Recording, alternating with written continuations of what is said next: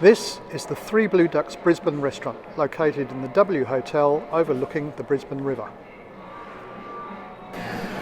Andy Allen is one of the team behind Three Blue Ducks. Originally training as an electrician, you won the fourth session of MasterChef in 2012 and went on from there.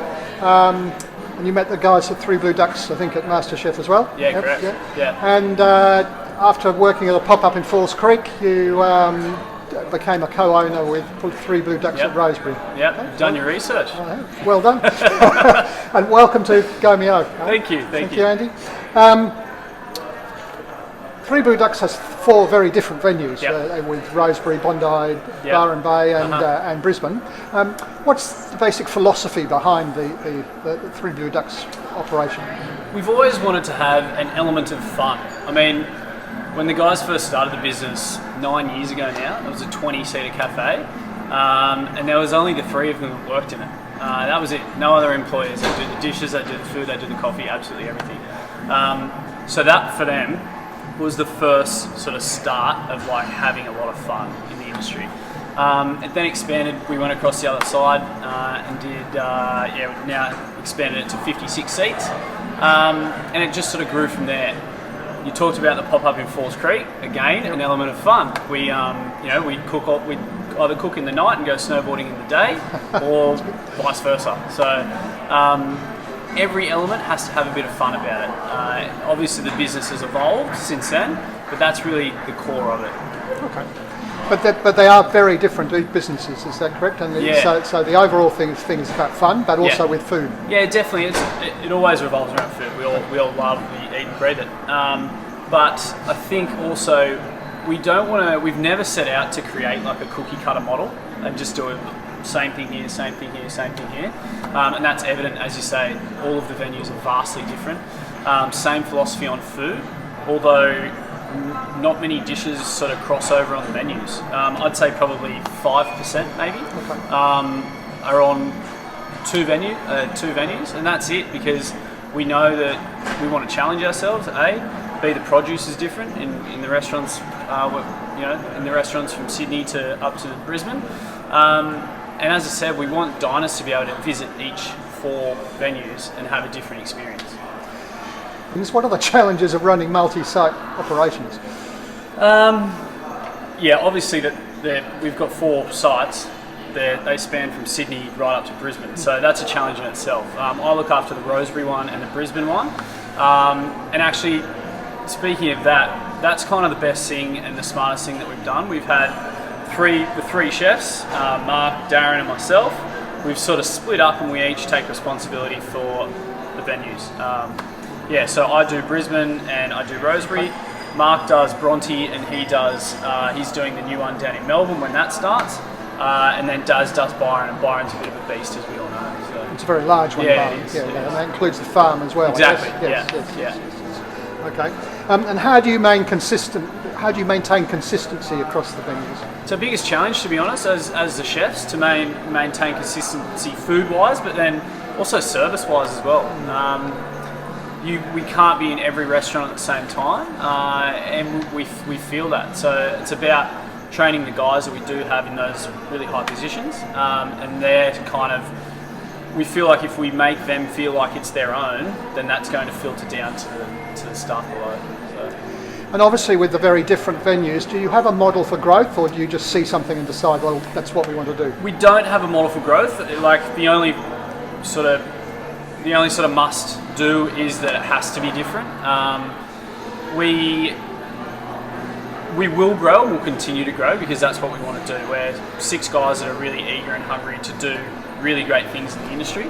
But no, we don't so much have a model for growth. We get very, very fortunate to get a lot of things come past our table. And it's just about picking the ones that we A, want to do, and B, will be a successful business. Okay. Why did you want to essentially run a hotel dining room? It's a challenge.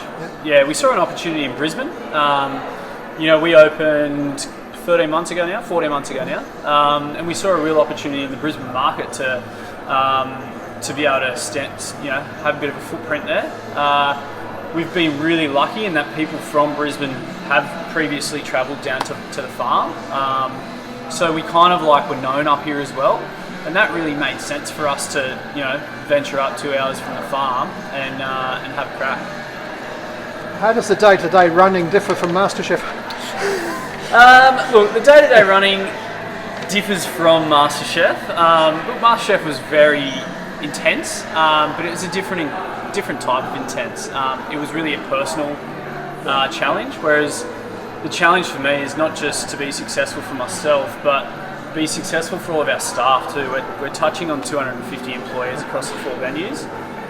So that's the pressure, is to keep for me, it's to keep our venues successful, so that we can have happy staff and continue to grow. I believe you're quite big on staff inclusion. How do you keep the staff motivated? We're massive on staff inclusion, and this year was actually this year, because in hospitality you have your Christmas party after Christmas in the New Year, because that's sort of go time for all the 4 venues. It was the first time that we've gathered everyone for one Christmas party. Okay. So we bussed the guys down from Brisbane to Byron, and we flew the guys up from Sydney. And you actually have no idea how much of an impact that had on had on the staff. Probably more than we anticipated. It was really lovely to see guys from different venues who don't know each other, who really only come together because they work for us, get along, have a good time, talk about their venues, share stories. It was a really great experience.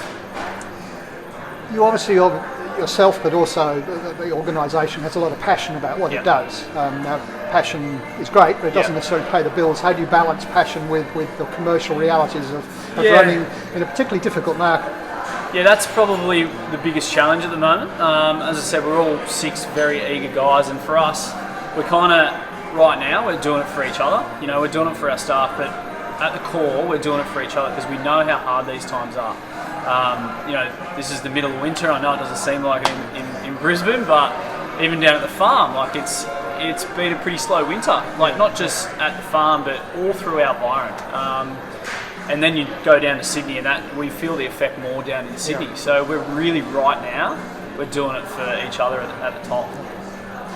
So you tend to work together, obviously, and try and solve the issues. 100%. We hold monthly owners meetings and just really keep each other across the different businesses. But you always feel, they're long and strenuous meetings, but you always feel so much better when you walk out of that room.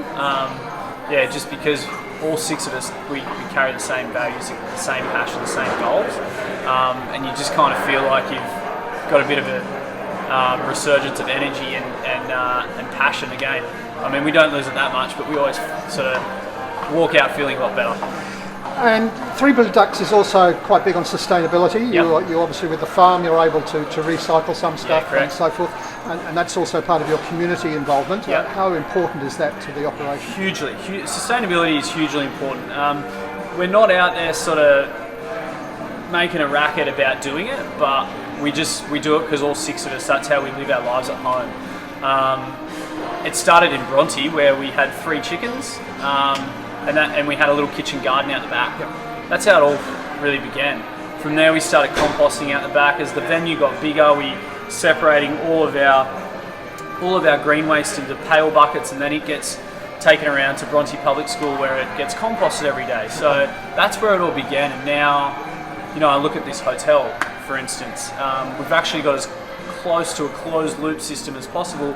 We have a big pulping machine out the back. Again, we separate all our green waste. It goes through the pulping machine into pails, and then it gets picked up by one of our farmers, and then they take it out to their farm and have compostable green waste. So for me, it's not easy in a hotel, don't get me wrong, but we're trying to do the best that we can. We're very lucky at the farm that we have a facility which is based around sustainability, and we're constantly trying to continue to evolve and do better things. So it is a very big part of what we do. Thank you, and it's really great to see the passion and the ability and the fact that you're really getting in there and doing it yourselves as well. Thank you so much. Thank you so much for taking time in your very busy schedule. No worries at all. Thank you.